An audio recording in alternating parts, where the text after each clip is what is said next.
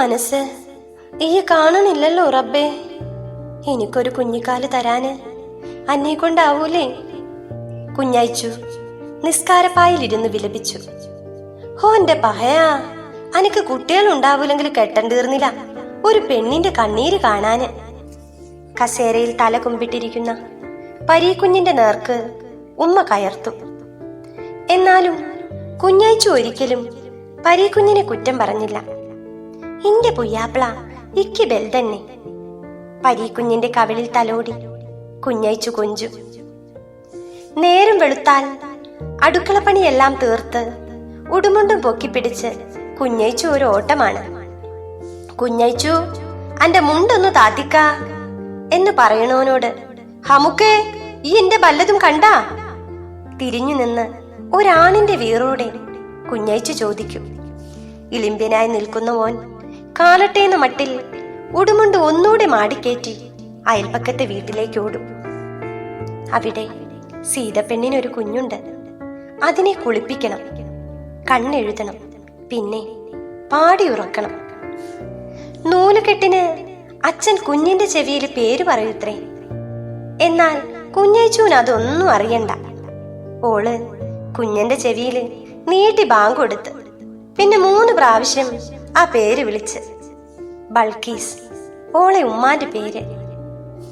കുഞ്ഞിന്റെ നെറ്റിയിൽ സ്ഥാനം മാറി ഒരു പൊട്ട് വെച്ചുകൂടെ സീതേ നിനക്ക്? വാസുവിന്റെ ചോദ്യം കേട്ട് കുഞ്ഞയച്ചു ചിറി കൂട്ടും. ഒളി കണ്ണാലെ കുഞ്ഞയച്ചുവിനെ നോക്കി സീത ചുണ്ടിൽ ഒരു ചിരി ഒളിപ്പിക്കും. നൂലുകെട്ടിന് വാസു കുഞ്ഞിന്റെ ചെവിയിൽ പേര് പറഞ്ഞെങ്കിലും കുഞ്ഞയച്ചുവിന് ഓളെന്ന് ബൾക്കീസ് തന്നെ. കാലം അങ്ങനെ പോയിക്കൊണ്ടിരുന്നു. സീത ചറപറ പിന്നെയും പെറ്റു. തൊക്കടയില് ബുക്കും എളിയില് ബൾക്കീസുമായി കുഞ്ഞയച്ചു വരമ്പത്തു കൂടെ പായും. ബൾക്കീസിനെ 4 അക്ഷരം പഠിപ്പിക്കാനുള്ള നെട്ടോട്ടം. സന്ധ്യയായാല് നാമം ജപിക്കാൻ കുട്ടീനെ കിട്ടൂല എന്ന വാസുവിന്റെ പരാതിയും കുഞ്ഞയച്ചുവിന്റെ ചെറികോട്ടലും സീതപ്പെണ്ണിന്റെ കുസൃതിച്ചിരിയും പതിവ് കാഴ്ചയായി. അമ്മയുടെ മാറിന്റെ ചൂടിനേക്കാളും ബൾക്കീസിന് പ്രിയം ഉമ്മാടെ മാറിന്റെ ചൂടായിരുന്നു.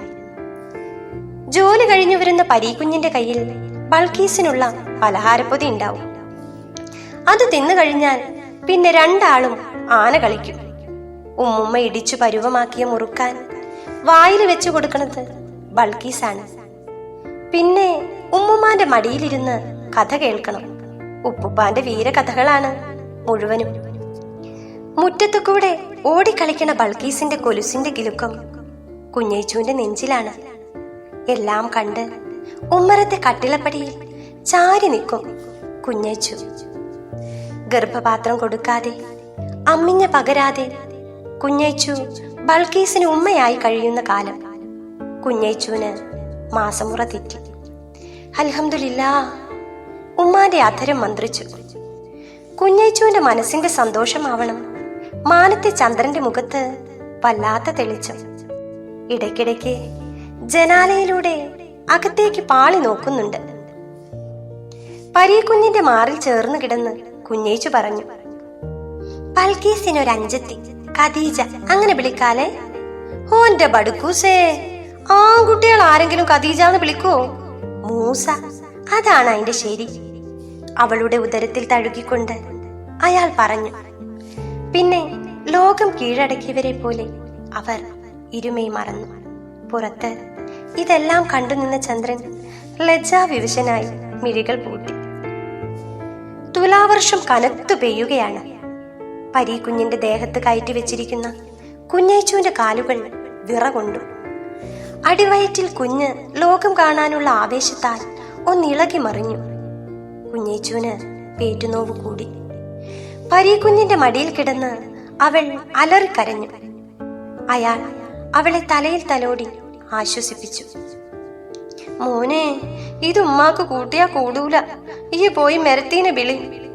കരച്ചിൽ പോലെ ഉമ്മ പറഞ്ഞു. കേട്ട പാതി അയാൾ പുറത്തേക്ക് പാഞ്ഞു. ഇടയ്ക്കിടെ തെളിയുന്ന മിന്നൽ പിണരുകൾ അവന് വഴികാട്ടിയായി. കൂടുതൽ ദൂരം പോകേണ്ടി വന്നില്ല. പുരയിൽ നിന്നും ഒരു കുഞ്ഞിന്റെ കരച്ചിലും തൊട്ടു പിന്നാലെ ഉമ്മയുടെ നിലവിളിയും അയാളുടെ കാതുകളിൽ പതിച്ചു. ഒരു കുതിപ്പിന് അയാൾ പുരയിലെത്തി. അവിടെ തന്റെ മുഴുവൻ ജീവനും ആ കുരുന്നിന് നൽകിക്കൊണ്ട് കുഞ്ഞേച്ചു അയാളെ വിട്ടു പിരിഞ്ഞിരിക്കുന്നു. രക്തത്തിൽ കുളിച്ചു കിടക്കുന്ന കുഞ്ഞേച്ചുവിന്റെ ചലനമറ്റ ശരീരം അയാൾ വാരിപ്പുണർന്നു.